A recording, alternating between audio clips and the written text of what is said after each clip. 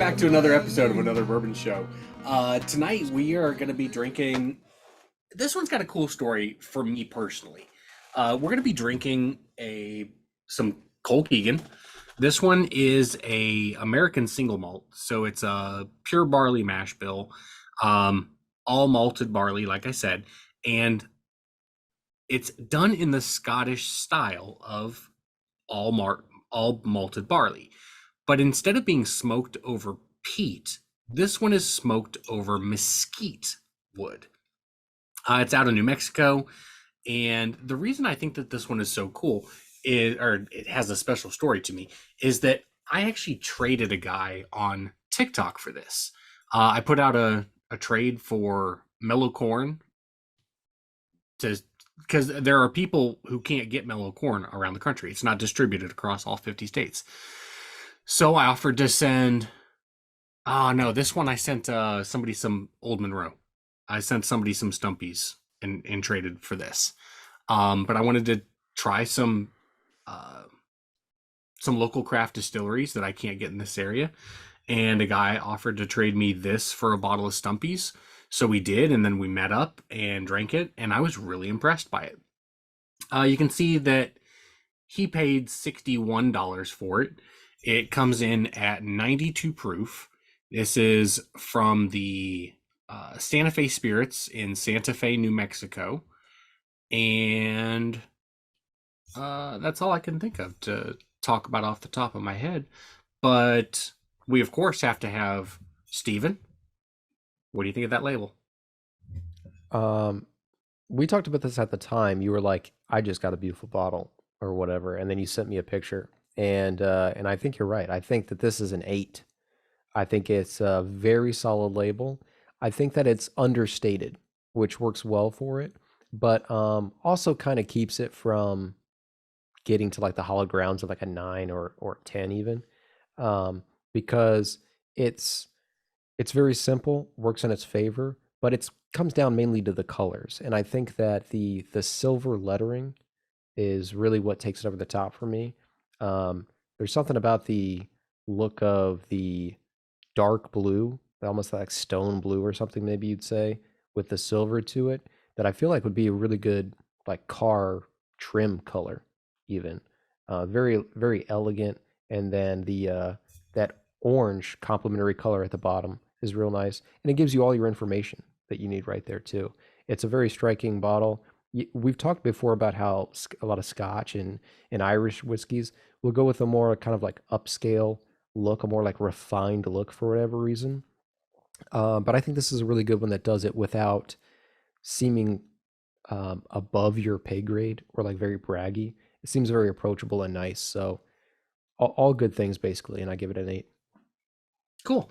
I did want to throw out one thing real quick. Ryan, I'll ask you in a second what your thoughts are. But I did want to clarify that this is a matte black. It's not a blue. Ah, It's a matte black with gold or silver. You can't really, like, in the lighting, it looks silver or gold. But I did want to clarify that that is a matte black, which, in my opinion, looks just as good as if it was a stone blue, right? Like, either color would work really well for that background, in my opinion. yeah. But before I say anything else, Ryan, what are your thoughts? I like it. I think it's sleek, just a beautiful bottle. And it kind of reminds me, it doesn't look like this, but it reminds me of that like beautiful Budweiser packaging in a way. It's not the same colors, but it just stands out.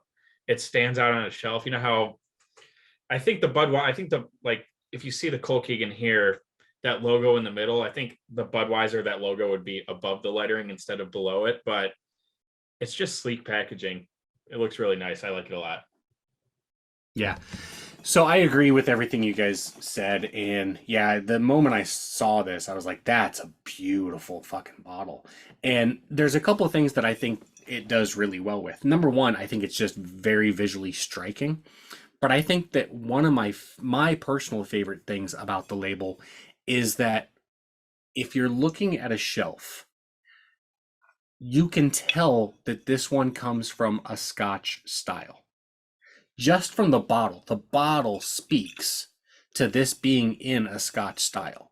I think that they kept that heritage of the Scotch style bottle really well, and then put it in a very beautiful, uh, gave it a very beautiful design. But I think that it does a good job of, even if you don't know what it is, you could put this on a tequila shelf and you'd be like, "Well, that's weird. Why is that bottle of scotch on a tequila shelf?" Because it just keeps those um, characteristics well, in my opinion. So, Stephen, I think an 8 is a solid score. I'm glad to hear you like it because I think it's just a truly, truly beautiful bottle. And the bottle itself, by the way, the glass is like a light green glass color. I don't know what color it looks to you guys, but it is a very light green glass color, if that matters. So, Yeah, I think all of that is in service of it looking like a Scotch bottle as well. mhm. So Yep. I think it all just works well, like you said. So I'll wait until you guys say some things first. Oh, first of all, the color is very, very light. Like when you look at it, you would not think that that's 92 proof. It's got a color to me as if it was more like an 80 or an 86 proof. But this being a single malt Scotch style, they don't have to use new oak barrels. So they likely do not use new oak barrels.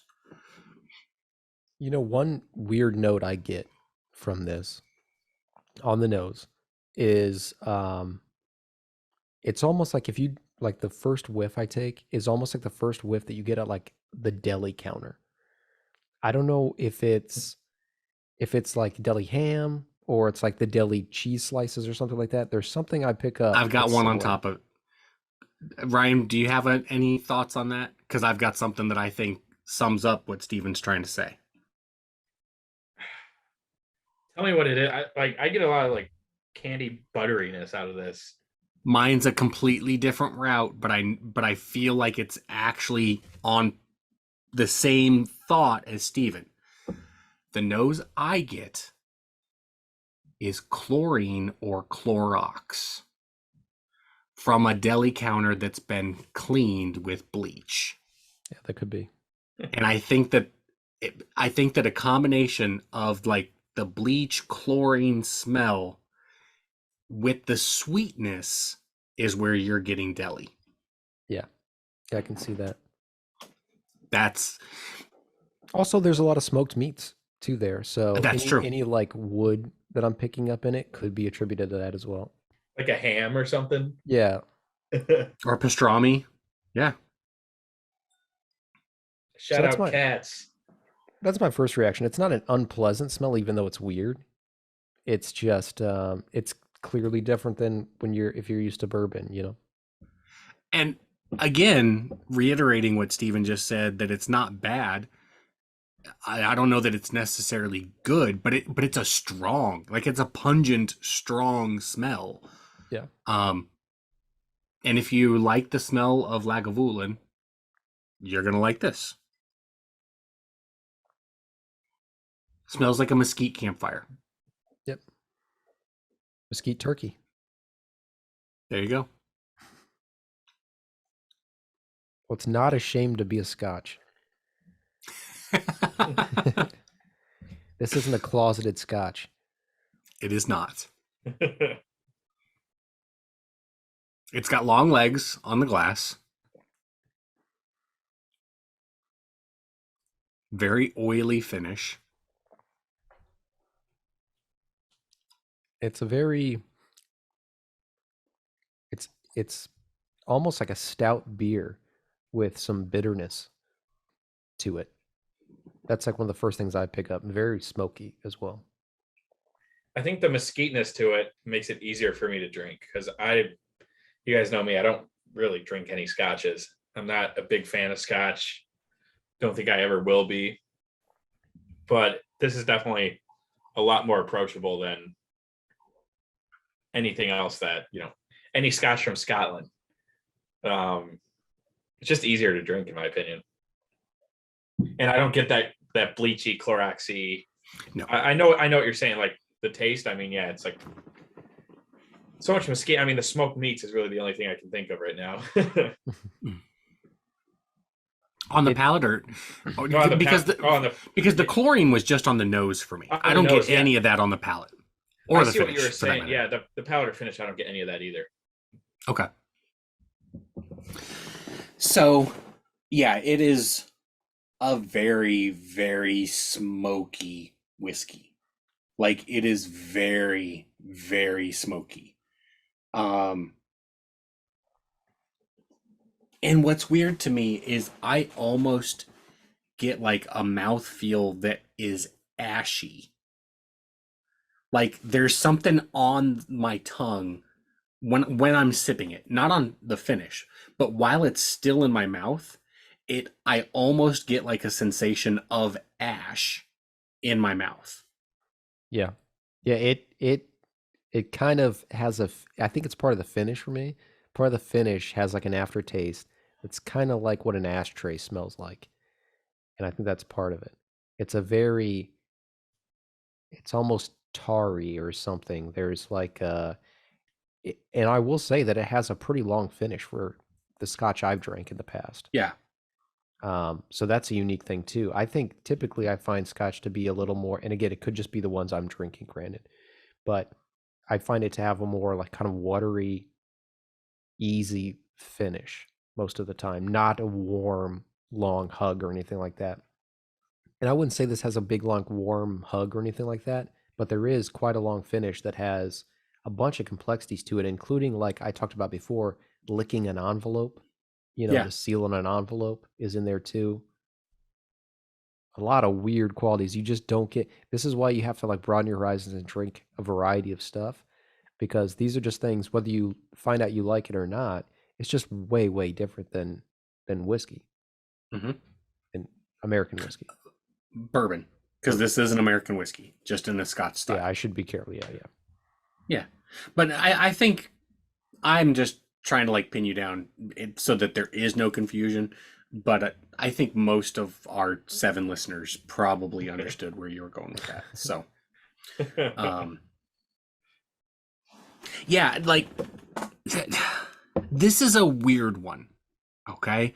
And I'm not going to go into too many details. I'm going to save that until we give it a rating later on. But it is a weird one. Everything that I say about this, I know, like literally everything I've said about it so far. It smells like chlorine bleach. It has a pungent smell to it. It's got an ashy mouthfeel. The weird thing to me is that I don't mean any of those in a negative way. Not a single one of those things that I have just said do I think, ew, in regard to this. But if I heard somebody else saying it, I'd be like, why the fuck would I drink that shit? Yeah. So just throwing that out there. I'm not even trying to tip my hand at where I'm going to rate this later on. But none of the descriptions I have said have I meant with a negative intent so far. And you'll see that I'm about to take another sip of it right now. So yeah, it's like all factors being described do not seem good, but somehow it works. It's greater than the sum of its parts. And I will say that there is one redeeming note, or like universally positive, I think, note I can say is that one note on the finish I pick up is a little chocolatiness too. It's very subtle, but after I've had a sip, maybe even 3-4 minutes later, the taste that I have still in my mouth does have some chocolate to it too, or like a more decadent note. Mm-hmm. But I wouldn't call it sweet. Just one aspect of the finish is maybe sweet. Yeah. Not a milk chocolate, maybe. Like a dark chocolate. Something like that. Yeah, I could see that. There's a bitterness to it. And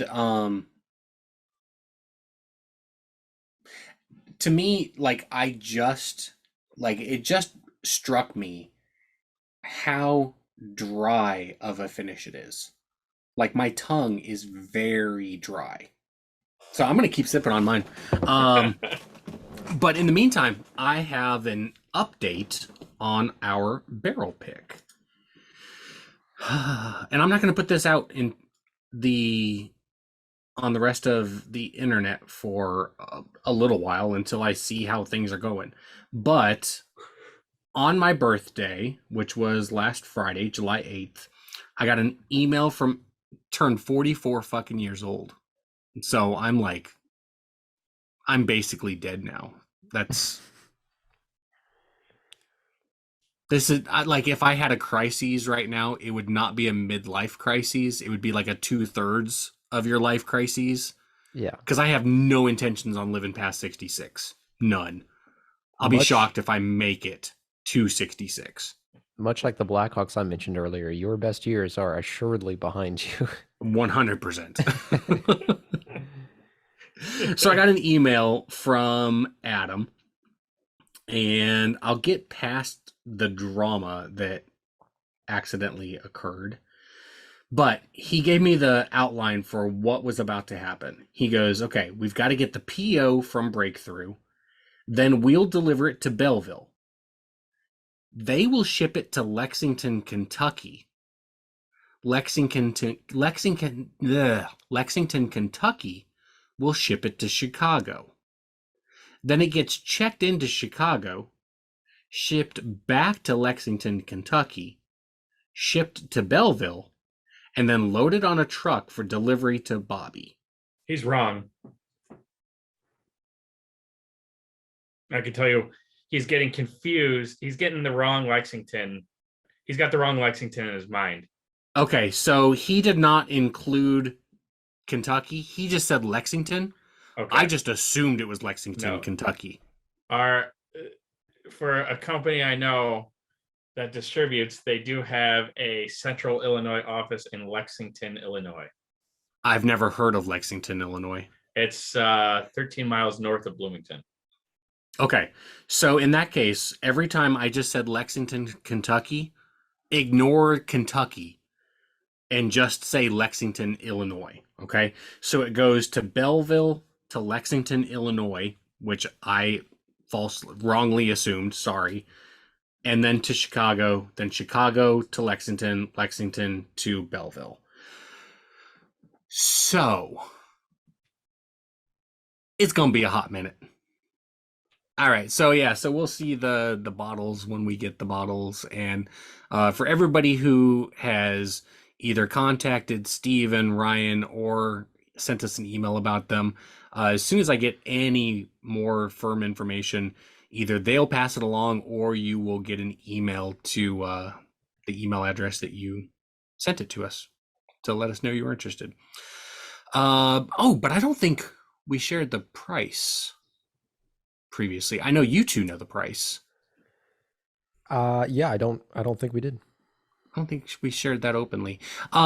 So it's looking like it will be $55. So should be a $55 bottle, unless something crazy happens between here and there. But it should be in the $55 range, and it'll be that plus tax plus whatever we got to pay to ship it out to you. But we'll have all those details as soon as we can. So there you have it. Now, I got another thing I want to talk to you guys about.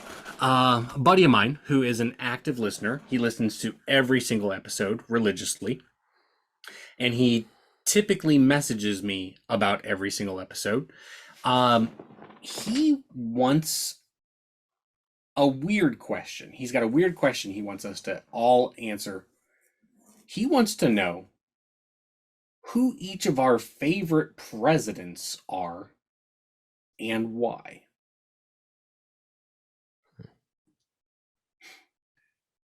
Trump, Andrew Jackson.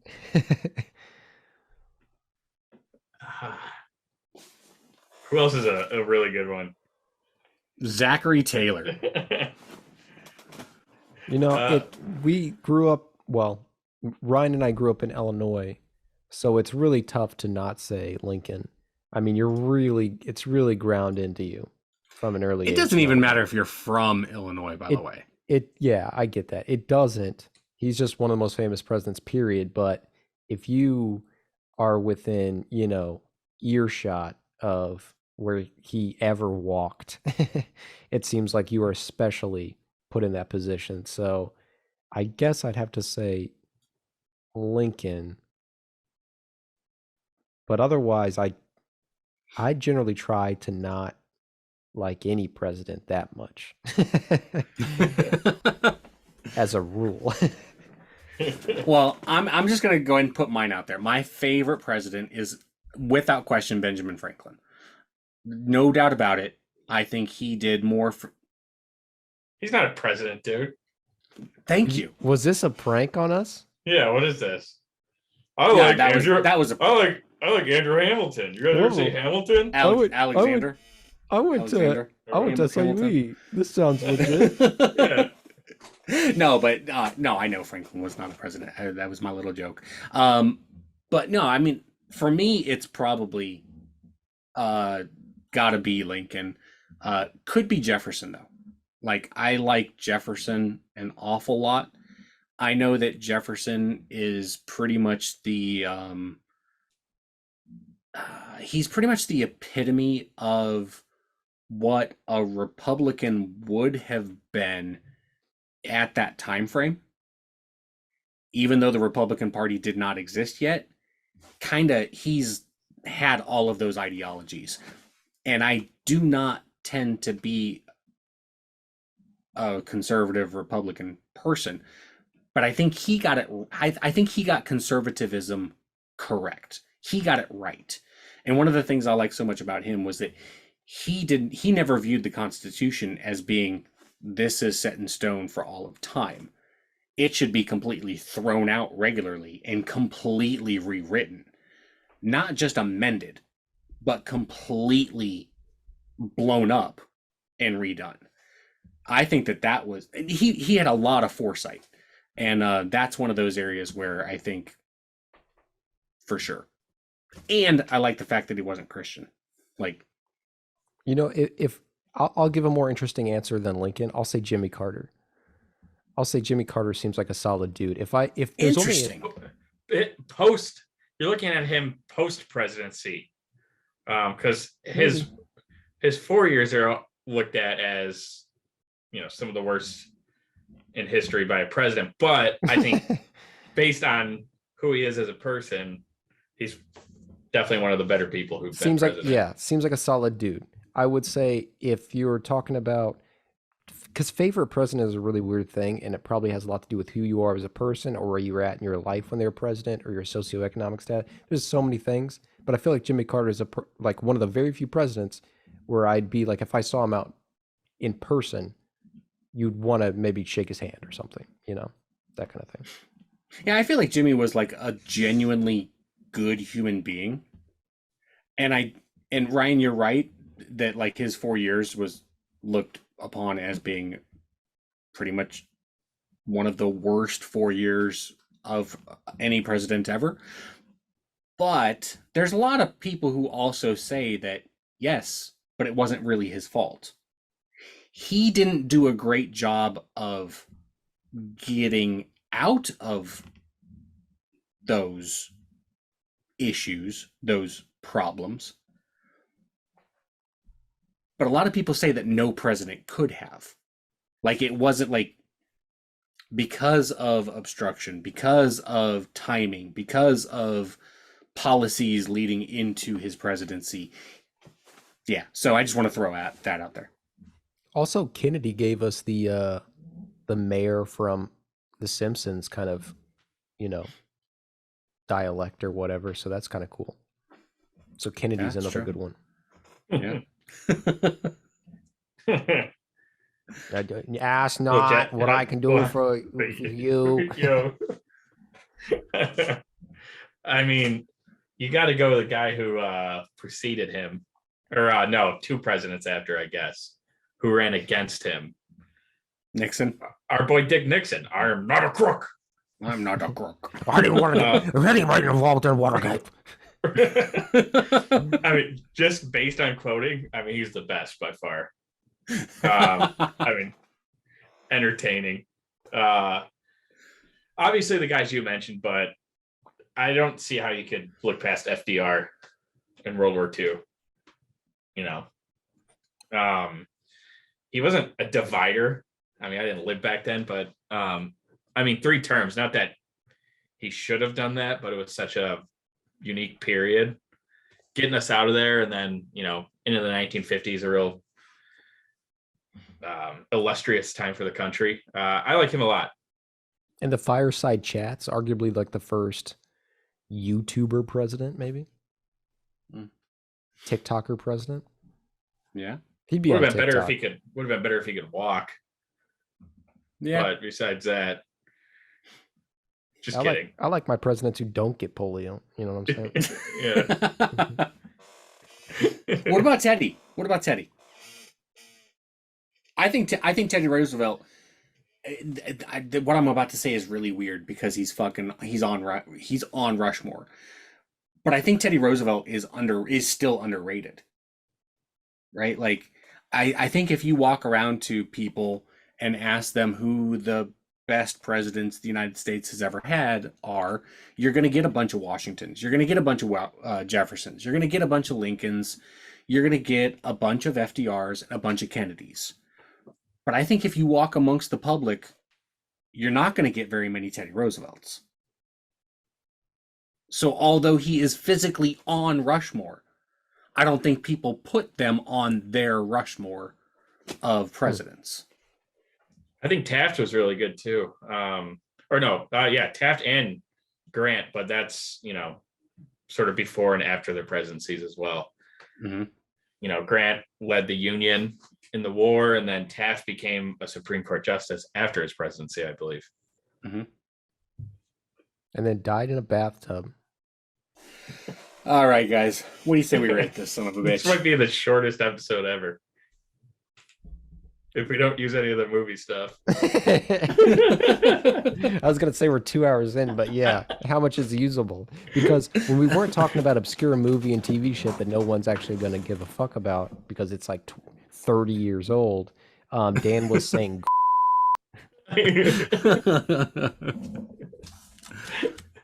What, can I not say? You got to ask them, man. I'm not the authority. All right, guys. What do you say we rate this son of a bitch? Let's do it. Who wants to go first, or do you want me to go first? You go. Yeah? Yeah. Steven, you agree? Yeah. Okay. All right. So I'm going to start off with my ranking. My rating is 6.7. And I'm at a 6.7 because in reality, I like this a lot, but very rarely. Like, this is the type of whiskey that when I'm in the mood for it, nothing else is gonna satisfy me. This is what I want to drink, but only when I want to drink it. If I'm not in the mood for this, this might churn my stomach. But when I'm in the mood for it, it tastes damn good. But you've got to be ready for it.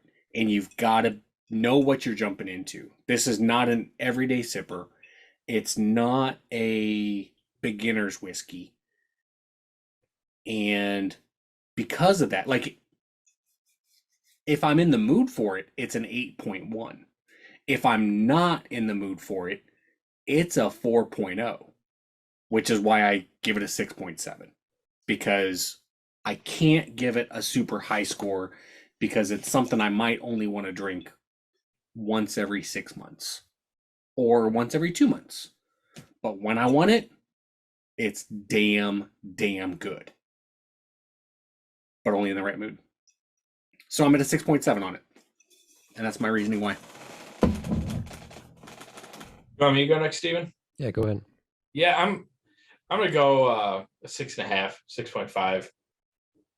I kind of group all the scotches together. I don't get scotches doesn't really do much for me. I don't really get a lot of differences between the ones I've had. And I know I haven't had high end scotches, but the ones I have, I mean, just something about it, man. They're all like a 6.5. They're all good, but I'm never gonna order one when I'm out drinking. The collection I have, I'm never gonna go for the scotches I have in it that I've gotten as gifts. I'm gonna drink my bourbons first, just because I relate to the flavors, like a rye spice more than what I get out of a scotch. So I'm gonna go 6.5. It's good. It's just not my cup of tea. I think I'm gonna go give it a 3 right on the dot. And it's not I'm not particularly fond of it, but I don't think it's that like a super damning score necessarily. I just think that this range of scores is accurate. I think it's divisive. I think you're either going to think it's pretty good, you're going to think it's great maybe, or you're going to think that it's more like me. You're going to put it more of on the bottom end of the spectrum just because it's a tough one to just blindly recommend, I think. It's an acquired taste in the truest sense. And I also put it down there in the ranks because that's kind of where I would put the whiskeys that I kind of considered more mixers. And while I don't consider this a mixer in terms of like putting it with another liquid, I almost think you need to pair it with something else still, like whether it's a cigar or whether it's some sort of food or something like that. I think that's when I would enjoy it more. So that's why I'm putting it down in that rank. It's not, like I said, it's not a mixer in the sense that I'd put it, I'd put like Coke with it or something, but it's almost like how I would view wine, where it's like I typically don't just want wine. I would want cheese or like some sort of, meat or something like that on the side. Um, so this one is a divisive one to me, and it's not something that I would find myself drinking a lot just on its own purely. So I just can't give it much higher than that, and I think that enjoy on average Irish whiskeys a little bit more. So Okay.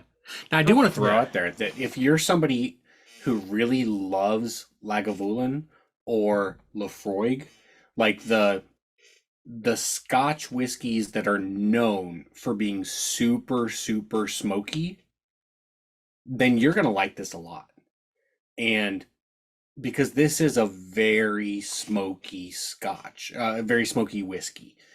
So if you like the Lagavulins or the Lefroys, then you're going to like this one too. Um, but that's just not something that I regularly drink. And it's certainly not something that Steven or Ryan drinks, which makes sense why I would rate this a little bit higher.